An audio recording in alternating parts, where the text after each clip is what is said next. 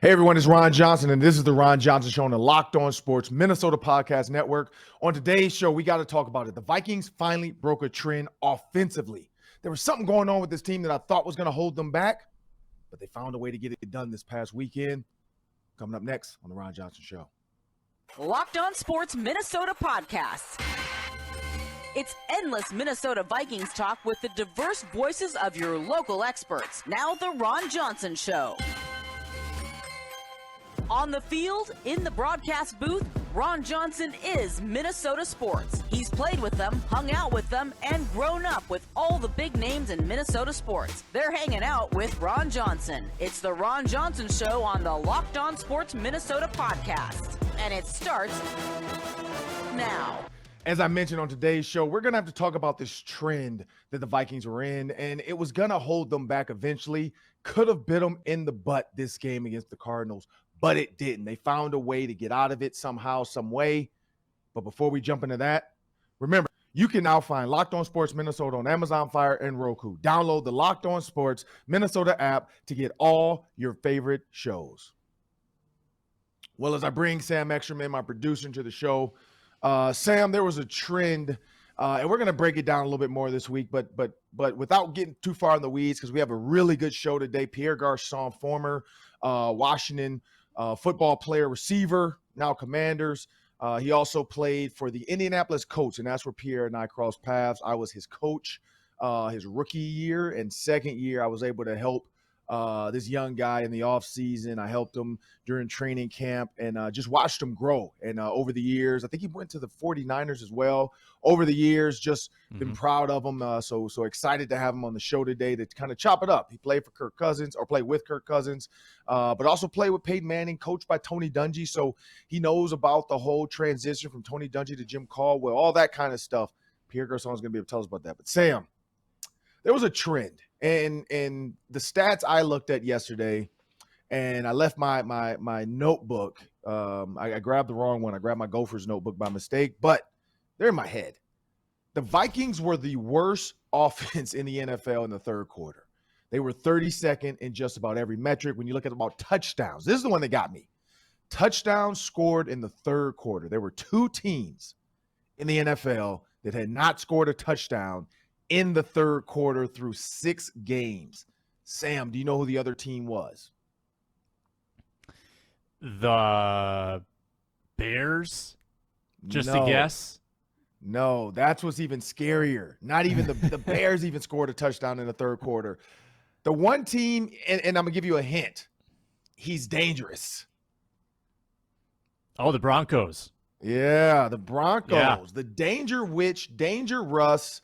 They hadn't scored, and I haven't checked about this past weekend. I know they won, so maybe they finally scored as well in the third quarter. I haven't looked at theirs, but had not scored a touchdown in the third quarter. That is a bit. There were two teams.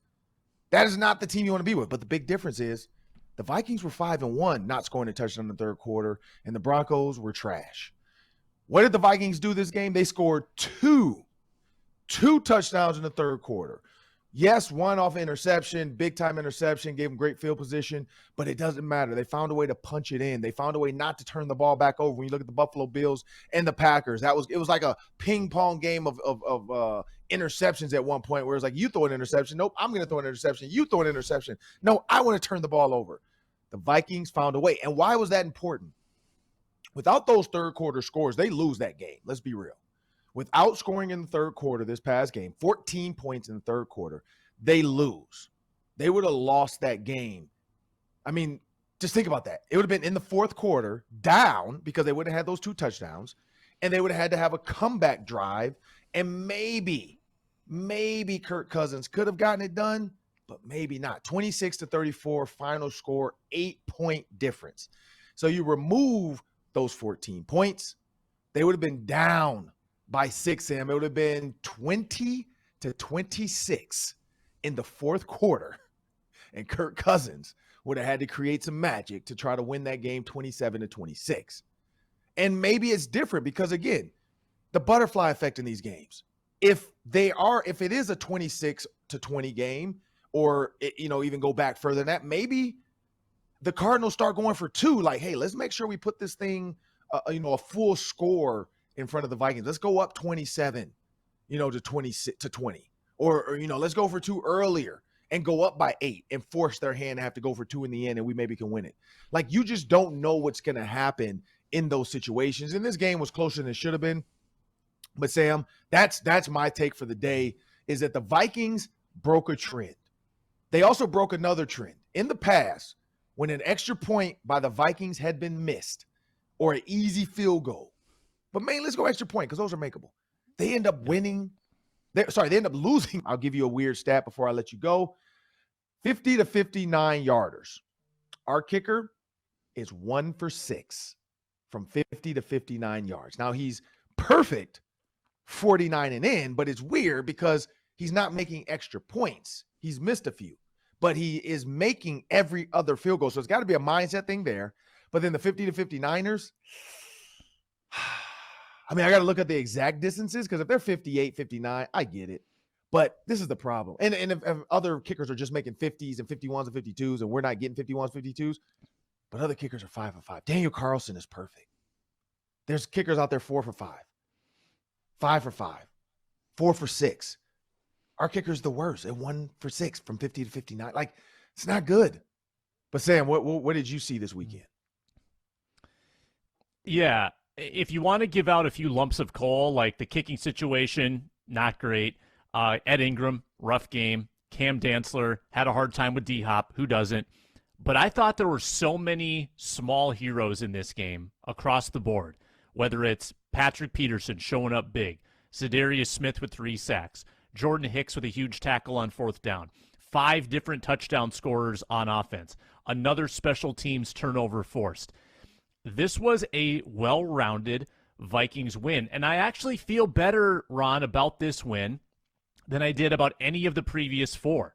I feel like Arizona was an offense waiting to explode. They had 42 points when they got Hopkins back, scored 26 yesterday. That's a dangerous team. And the Vikings got an 8-point win against a team that I think is going to hassle a lot of opponents in the second half of the season. Like, the Cardinals may not make the playoffs, but I still think they have a high ceiling with Murray and his mobility and those receiving weapons. And I think that's a win that the Vikings can be proud of when you score 5 times in the red zone, when your defense turns them over 3 times in the second half and gets 4 sacks against a super mobile quarterback. There's so much good stuff there to cling to that I feel pretty good about this win. And I don't feel like we're walking away saying, well, the defense was fine, but the offense was terrible, or the offense was fine, but the defense was terrible. I think we can walk away saying everybody did a pretty nice job yesterday, and that's the type of football you want to see going forward. And I know that you look at the 26 points allowed, it's not great, but the way they got there and the big plays that they made along the way, I think that you can live with that. That was a high-scoring football game, and the Vikings, kept the Cardinals at bay when they needed to. Yeah, when you think about this game, again, it's a win. They're 6-1. Watching other people try to break this game down, they have no idea. They're like, oh, the Minnesota Vikings lost 1 game. Who can Philly lose to? And then they're like, oh, wait, Philly beat Minnesota. Let me go back and look at who they played. Oh, wait, they played the Commander. Just let the Vikings be. Like, don't try to jump on the train now because they're 6-1 and you want to add them to your shows now. Like, just leave it alone because we don't need the jinx. We don't need the people, everybody bringing it. Nobody recognized or understood the 6-1 Vikings right now. Let's leave them leave them in the shadows. I want them to be in the shadows like Batman. And just when it's time, then they'll jump out there and let you know they were there. But we don't need all that. We don't need people to understand it and try to break it down, because the more you break it down, the more holes you want to pick into it. The more, times you want to say, oh, well, they could have been better here. Kirk Cousins this and blah, blah, and prime time that. And it doesn't matter. They're 6-1. The Packers are 3-5. The Bears are 3-5. And the Lions are trash. So when you think about that, it like the NFC North is really just there on a platter. Like, it would have to be one of the biggest meltdowns in NFL history for them to lose the NFC North at this point, but it can happen. We know that. Aaron Rodgers you can never let us sleep, never poke a bear. Because if he gets a receiver tomorrow in this trade, I know they're trying to find him a receiver, because you saw what he did with Romeo Doubs. He's like, man, if I had one more guy, Alan Lazard's not healthy. He's missing a guy. But when you think about it, it's there. The Commanders, now they can go 7-1. Cowboys, you never really know. Then the Giants, the Jets. You got so many different games coming up that it's like, Now the Bills. I skipped over the Bills on purpose because that's one where it's a 50-50. And coming up next, I'm excited about the Hanging with Ron Johnson segment. I got Pierre Garcon, former Commanders receiver, Indianapolis Colt. That's where Pierre and I met. I was his coach for a couple years there with Tony Dungy and then Jim Caldwell. Learned a ton from it. Appreciate my time as a coach. I'll kind of tell that story of why I got out of coaching and went to the Big Ten Network after leaving the Colts. But I want you guys to remember, check out the Minnesota Football Party on Mondays and Thursdays. Get your Vikings fix with Arif Hassan, Luke Inman, Luke Braun, and Sam Ekstrom on Locked On Sports Minnesota. And now we have a word from our sponsors. BetOnline.net is your number one source for football betting and the start of the new basketball season. Find all the latest lines at BetOnline.net, the up-to-date scores and in-depth analysis on every game. I'm taking a look at that Vikings-Commanders line for next Sunday. Over under 44.5. Vikings favored by 3.5 on the road in Washington next Sunday at noon. We're going to be watching that line all week long on the Ron Johnson Show. And BetOnline.net continues to be your top source for sports wagering info. Football, basketball, baseball, hockey, MMA, boxing, and golf. Everything is there at BetOnline.net. Check it out on your mobile device. BetOnline, where the game starts. So as promised, Pierre Garcon. It is Commanders week. Vikings playing Commanders. So I'm like, who can I reach out to? I talked to Santana Moss. Hopefully we can find a time that works for him this week. We got Pierre Garcon, the commander, the receiver that went there, and everybody's like, man, who is this kid that worked with Peyton Manning? And as I bring Pierre to the show, I want to thank you for joining me on the Ron Johnson Show. P, I got to say, man. It's my pleasure. My pleasure. You as a rookie out of Mount Union. I remember when they first hired me to come in. And they're like, yep, we got this. We drafted this kid out of Mount Union. We got some Ohio State guys. We got Roy Hall. We got Anthony Gonzalez. But, when you work with them, Ron, let us know what you think. And I remember Peyton Manning would send us the messages like, hey, I want to get some receivers every day. And Pierre would be one of them every once in a while. Go out there 6 a.m. or whatever time Peyton. Peyton was crazy. Whenever time Peyton would ask him to be there, Pierre was one of the guys always willing to be there. Pierre, tell me early on, because I remember I got I don't know if I can get it on this show because it's DVD. Like, this is like old school cut up. But you and I, man, we went out there one day at like 2 or 3 p.m. after everybody was gone. Everything was done. It was just you, me, camera guy.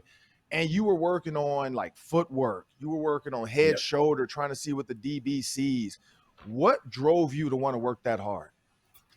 Oh, man, it was actually just being in a perfect environment with great receivers in front of me, a great quarterback, and seeing those guys produce on the field on Sundays. It was the perfect scenario to follow through on. And you look at Hall of Fame. You had a Hall of Fame coach, Hall of Fame quarterback, Hall of Fame running back. You got Hall of Fame receivers because Reggie's going. It's coming. Yes. What we did know you that. learn? I know what I it's learned. Deserved. Oh, yeah, it's coming. It's coming. I know what I learned from Reggie and Marvin, but what did you learn from Reggie and Marvin Harrison? Reggie Wayne, for those that don't know, from the coach, and Marvin Harrison. What did you learn from those two guys? The thing I learned from those guys were how professional they were. They were on their jobs. They knew every distance. They knew everything that they needed to know about their route, about the defense, about what the team is asking them to do. And if we had to be at 12 yards, it was 12 yards. We had to be at 5 yards. We had to be at 5 yards. It had to be a hot. They knew everything inside and out about the playbook, and that's how I want it to be. And I know that they practiced on it. It just didn't happen. They worked on it. They consistently thought about it. And those guys were professional, and that's what he taught me the most, was how to be a professional. And think about Clyde Christensen. Clyde Christensen was a receivers coach. He moved on to assistant. I guess I don't even know what that job. It was a weird year, but I know he got weird. But he moved on to like assistant, offensive coordinator. I came in and help out with the receivers while he had to do the offensive duties. But having a guy like Clyde Christensen, Tony Dungy, the way they carried themselves. Frank Wright came in at that time. What was that coaching staff like for you? Oh, it was amazing. Those guys were like father figures to me. All of them were great guys, great human beings, and I still stay in contact with all of them now. But those guys were well established. They were, it was business. It was all about taking care of the football, being aligned correctly. It was only focusing on football, which was a great environment for me and what helped me succeed. and now looking at Kirk Cousins, because you play with Kirky. Yes. And Kirk's Great got a guy, new coach, great Kevin guy. O'Connell. Oh yeah, and I think were you there 2015 or had you moved on? With O'Connell, yeah, with Yep. O'Connell, there with Kirk. Yep. You know, I spent a lot of time with those so guys. Kevin Great guys. So we'll talk about Kevin in a minute, but let's go with Kirk. Kirk's loosened up. Kevin O'Connell's gotten Kirk to come out of the shell. He's on the plane now. He's throwing on diamond gold chains. I saw that. He still got the T-shirt tucked in the sweatpants. We can't change that. But he is wearing sweatpants. Oh, yeah, and there's a rumor, because Justin Jefferson got the gold grill with the diamonds in it. There's a rumor that somebody has ordered Kirk Cousins a grill. We don't know if it's going to happen or not, but I heard he might put on a grill at some point. I don't know when. I don't know if that's winning the NFC Championship. I don't know what that is, but I've heard a grill is coming. I can't wait to see that. I can't wait to see that. Would you have ever thought the Kirk Cousins from Washington would be this loosey-goosey Kirk Cousins on the plane, just having fun, hanging out with the guys for social media? Oh yeah, definitely. Kirk's a very well-rounded guy. Kirk is who he is, but he's fun. He's exciting. He's a great leader, and he's comfortable with everybody in the locker room. So different guys bring different things out of you, but Kirk is well adaptable, and the guys love him. And overall, he's a great person deep down inside. And what was that like? I mean, playing with Kirk Cousins, throws a great ball. Everybody knows that. Got a ton of money to come to Minnesota. But what was that having Kirk Cousins as your quarterback? It was a great experience. Kirk's a great guy. He loves football. He loves being a quarterback. He loves being in the locker room. He loves being in the huddle, playing with guys, and giving guys information that can help him be successful, and he makes us successful. So it was a great experience. I enjoyed playing football with Kirk. We have our times on the football field where everything's going to be great and then everything's going to be bad, but we still keep fighting, and that's the effort that Kirk always shows, is that he keep fighting. Yeah, and we've seen Kirk Cousins get fiery every once in a while. Kevin O'Connell's had to calm him down. Whether a receiver ran the wrong route or a guy missed a block or the play that was called, he didn't think it should be called. Do you have like a Kirk Cousins? Because do you like that? We know about that, and we'll talk about that in a minute. But Kirk Cousins just, like being fiery. Have you seen personally where either you ran the wrong route or another guy in the huddle did something wrong? Most of the time, when somebody runs the wrong route, I don't think he usually gets mad. He kind of is like, man, wish you would have done that better. But he gets fired when he completes a pressured play where, like you say, we made a comeback from the Tampa Bay Buccaneers, and our backs against the wall, and we completed it for the perfect comeback, and that's where that came from, and that's that fired up that we know we always had in him, and he showed it to the whole world. And he doesn't really get mad at mistakes. He just really gets excited about things that he accomplished the way he was supposed to. Yeah, and I mean, and you like that when you guys start seeing the sound bite and start seeing it became a meme. It was big. Yeah. How did Kirk Cousins because he's embraced it. I mean, he trademarked it. He's got T-shirts. But when it first kind of started going viral, like how was Kirk Cousins in the locker room as everybody started talking about that? Yeah, it was this term that everybody using towards him now. He just rolled with it. He enjoyed it. It was all natural. We know he didn't plan it, so it was a great moment, and we support it because we needed that, and we know what kind of guy he is. So we're happy that it all went out well for him with that. You like that. And looking at guys you've gone against, cornerbacks, because you played against a lot of great cornerbacks. You visited with the 49ers. You guys came to Minnesota with Mike Nolan, because I know you and I got a chance to chop it up then when you came back to US Bank Stadium. But thinking about all the great DBs from Harrison Smith to D'Angelo Hall, I mean, you just think about all the guys you've gone against. You're like, man, like I battled that guy day, whether it was Ed Reed or whoever it might be. Who was a guy that you, like, every time you were playing, you circled the calendar, like this is going to be one of those days? Well, honestly, the guys on your team now is Patrick Peterson. We knew him from Arizona, and he always played man-to-man defense. And that's the guy that you have to respect when they're like, hey, my job for today is to guard you around the field all day. You have to respect that because it's simple. Like, hey, man-to-man. And Xavier Rhodes was another great Minnesota DB that played well. Harrison Smith, he's been playing safety forever. I remember going against him for a very long time. But those guys are that play physical and man-to-man defense. You can respect them and know it's going to be a long day. And going back, let's take yourself back to when you scored a touchdown. What was like your touchdown? Because I don't even remember. Like I felt like Reggie didn't really do much because Reggie did like the fist pump thing. the Florida Mm-hmm. dance. Marvin did nothing. Like Marvin barely even talked.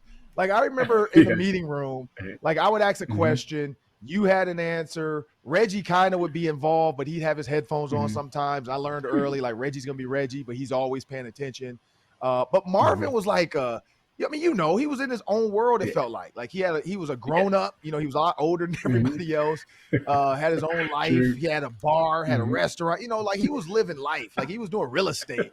And then when he came to practice, it was just he did his job. Marvin went out there and did his job. Like the only thing they would come to me and say, "Hey man, like if I look like I'm not bending over, just tap me out. Tell me to come out because I'm not going to come out. Like just get a guy in for me for one play, but I'm going right back in. I'm just letting you know that." That's the only interaction like I would really have with Marvin. Is like because I remember I think we were playing Washington in the Hall of Fame game. I think that's who you guys played in Canton, and I'll never forget that because the starters played. Yeah, the starters played I think 1 or 2 series. That was your first game. First NFL game ever. Yep. Oh man, yeah. So I remember that because the only reason I remember that is because Marvin and Reggie came over to me. They're like, "Hey man, we're only playing like 1 series, so if I got to go route, I'm gonna need these young guys." And I'm guessing it was you. He's like, "I'm gonna need these young guys to get in there after I run a go route." And Reggie on purpose told Peyton to throw a go so he could come out and not have to go back in.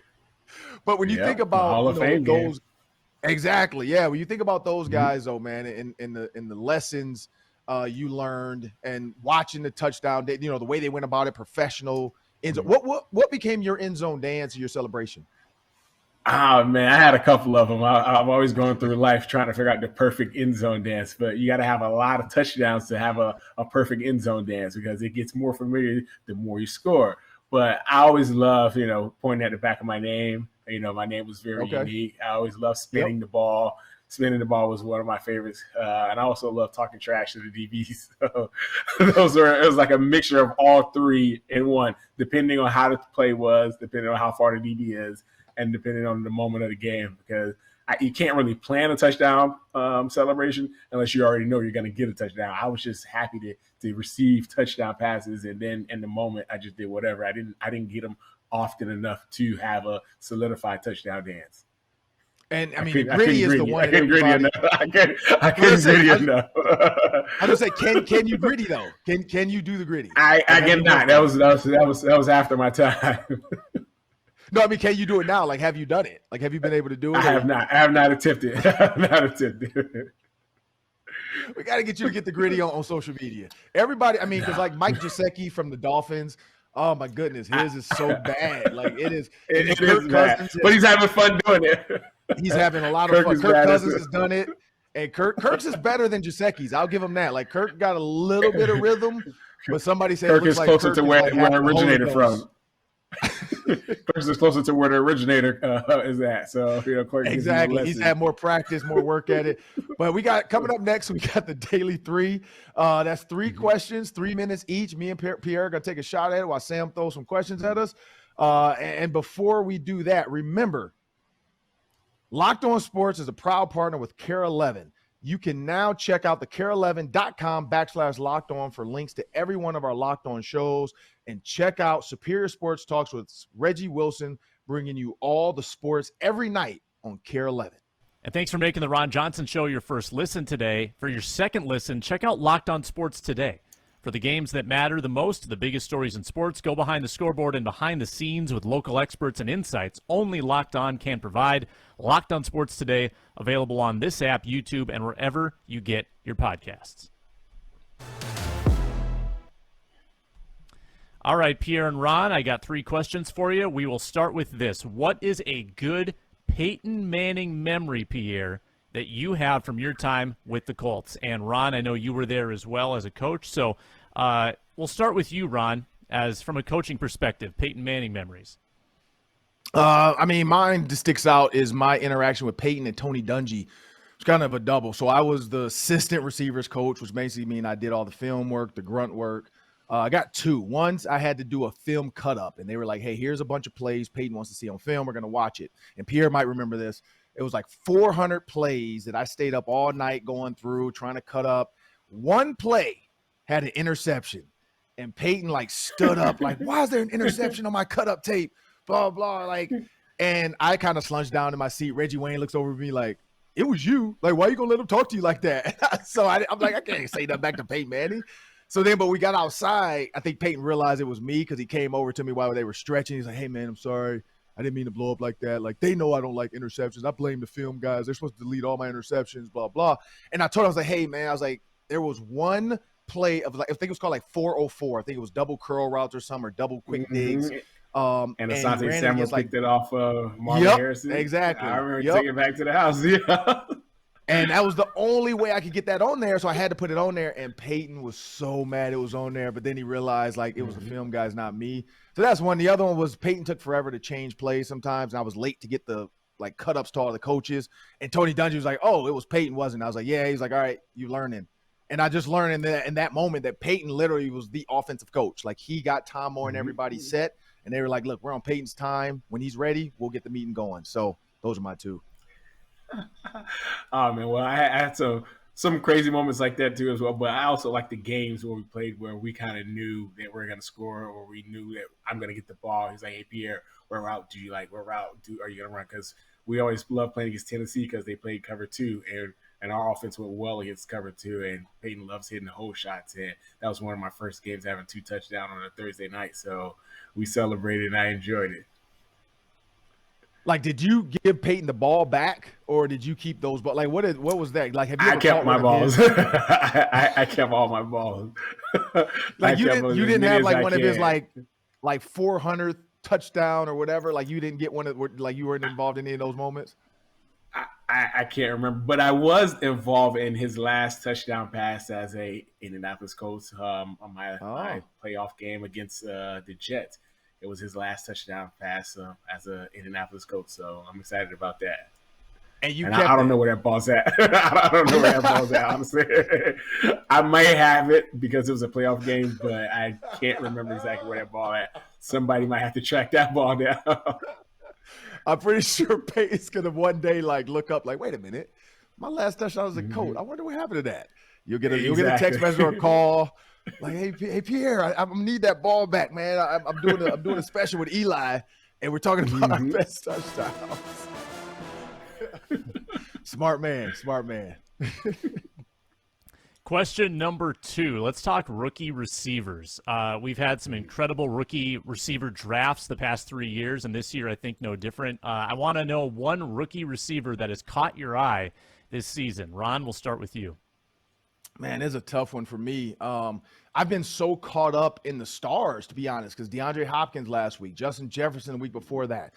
We were keeping an eye on Stephon Diggs. You look at CeeDee Lamb. Like I'm still enamored by Justin Jefferson's draft class. Like you look at AJ Brown now killing it with the Eagles. It's tough for these rookies to really jump out, But I'm going to say Chris Olave for the simple fact of the way he takes the top off. Like Chris Olave is a field stretcher. The Saints haven't been doing as well as they thought they would be doing, but Chris Olave, to me, like I love the way he runs routes. I love his competitiveness. Ohio State right now is putting their claim in for wide receiver U. When you look at Marvin Harrison Jr., you look at all the guys coming behind them at Ohio State. Like that's a guy that when I turn on the TV, Chris Olave kind of stands out to me against the Vikings. Like he had an okay kind of a day, but just he's a guy that like as a rookie, you're not like, we ain't got to worry about this rookie. Let's worry about this guy. Like he went to the Saints to try to make their offense better to change it. So that's a guy that jumps off. But honestly, like there's not a rookie, in my opinion, this year doing Justin Jefferson type things, doing AJ Brown type things when you think about Jerry Jeudy, CeeDee Lamb, and what that rookie class did. This class is getting overshadowed. Like it's not what we thought it was going to be. But Chris Olave, in my opinion, is doing really well. He's going to be a really good pro, I think, down the road. And from a college standpoint, honestly, like I bought it up. I'm looking forward to seeing Marvin Harrison Jr. Like you look at his size, his speed, the plays he makes. I just watched Ohio State beat the brakes off Wisconsin. That was a fun day to watch the Badgers get their head beat in. Like Marvin Harrison Jr. I mean, a kid wears Gucci and Louis Vuitton cleats. Like, come on. Like, I'm excited to see what this kid does when he gets in the NFL. But yeah, that's my one, Chris Olave. Nice. Well, we know Marvin Harrison Jr. is going to do well because he comes from the pedigree of great receivers. But my rookie receiver, George Pickens, I'm excited to see him develop. He's a big player. He's playing big. You know, he had that great catch on Sunday night against the Miami Dolphins. That was a great touchdown play, but he's been making great catches all year, and I'm excited to see him develop. They have, you know, Chase Claypool there and Deontay out there as well in Pittsburgh, but he can definitely add to that mixture to be a weapon, a threat for that offense. Yeah, and I looked at one of the, I think, Commanders receivers. I can't remember who it was, but he says every time he goes and plays. No, somebody, I don't know if it was the Commanders, but he said every time he plays somebody, he looks at the other sideline and be like, "Oh, this guy got drafted in front of me." I can't remember who that was. It was a receiver from Detroit, I think. A receiver from Detroit. Oh, yeah. Amon-Ra St. Brown? Yeah. St. Brown. I think it was him. Yeah, because I was wondering, did you do that? Like, being from Mount Union, did you ever look at, like, all the receivers that got drafted ahead of you? And you're like, man, you know what's funny? When I played in the NFL, I looked at all the players that went Division 3 and higher, Division 2 and higher, because I went Division 3, so I gave all the Division 3 guys respect because they were on the rosters. But everybody else, I looked at them and I was like, all right, you got lucky, and I'm coming to let you know that I'm here to play. I'm not Division 3 no more. I am in the NFL, and I deserve to be here. That was my chip on my shoulder. I like it. That's good. I like that. All right, last one. Offensive coordinators. You both had a number of them in your careers. I want you to reflect on an offensive coordinator that you still have a lot of respect for today. Ron, we'll start with you. Well, I got to go Joker Phillips. He became like the pass game coordinator in Minnesota. We know he ended up being the head coach later for Kentucky. He became the pass game coordinator for Notre Dame. I had him my junior year, or sophomore year actually. He was the reason why I became who I became. He was hard on me about, chest over knees, knees over toes, because at 6'3", I had to get down low. And so he was one of the guys that started to mold me and help me run routes, help teach me so that I can teach others. He was a really good teacher. But then I got to go from an offensive stand. It wasn't a guy I played for. It was Clyde Christensen. Like, sitting in meetings with Clyde, like, I loved his openness, his willingness to show me what he did with the guys. Like, hey, this is what we do. This is what Peyton's looking for. When you see something, don't be afraid to say it in the headset. All that kind of stuff. Like, he was, because, when you're in a headset and you got Clyde Christensen, you got Tom Moore, you got Tony Dungy, I'm like, man, I'm not saying nothing to these guys. And, and Tony said it too. Tony's like, man, you're only, because I think I was 30 at that time, 30, 31. And he's like, just because you're 30 and 31, you and Reggie are the same age. Don't be afraid to tell him what you see. And Tony reminded me that he coached my dad and Tom Moore as well with the Steelers. And Tony was like, man, me and your dad, I was 1 year older than your dad, and I had to turn around and be his DB coach with him and Mel. And Mel Blount was older than him. And that, I think, helped me to understand, like, hey, yeah, like, I'm not telling these guys good or bad. I'm just telling these guys what I see. And so I do remember that. Like, I don't think I did the first game. I think, like, the second game, I started talking to the headset a little bit more, like, hey, I see the safety dropping in the box when Peyton does this. I think we'll have the over-the-post shot to, whoever, or, hey, when Pierre runs the out route, send Reggie on the corner because they're going to jump the out, and Peyton, if Peyton pumps, blah, blah. So I appreciated Clyde giving me all that, kind of like, hey, man, like, we're helping Peyton as well. So don't be afraid to, like, tell Peyton when you see something. And so I really appreciated Clyde for that, because I went in like deer in the headlights. Like, Peyton Manning walks in the meeting, I'm like, oh my God, this dude's 6'5", legit. Like, this is the best quarterback I've seen, and you want me to tell him something? So no, I appreciated that. That is awesome. I definitely agree with having Clyde as the offensive coordinator, as one of the top offensive coordinators that I've worked with. Like he said, his communication is very well. He was my first receiver coach in the NFL, so I definitely understand where you're coming from with that. But I also had a lot of different offensive coordinators, as far as Kyle Shanahan, Sean McVay, those guys. They were very intricate in the details that they're giving the offensive players. They always had a specific intention on getting the number one read the ball, and that's what they continue to do with their offenses now, and that's how I ended up being a part of that great offense and producing a lot in that offense. And those guys, they were intentionally getting their players the ball and knew what the defense would be playing. So those are great offensive coordinators as well to help my game develop.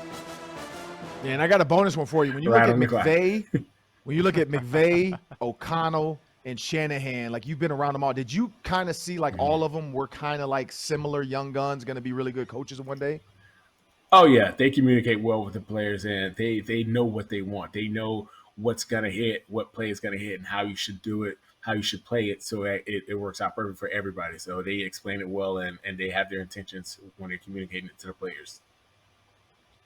Well, man, I want to thank Pierre for joining me on the Ron Johnson Show today. And remember, if you want endless Vikings talk, make sure you subscribe to Locked On Sports Minnesota on YouTube, where you can find all of our videos, instant podcasts after every game, and the Vikings press conference delivering all the biggest news. Like our videos and leave your comments in the section below. Let us know, what do you think?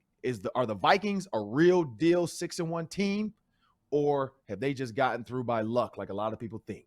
Like, comment, let us know what you think. And make sure you subscribe, download, tell your friends about it. Have a great day.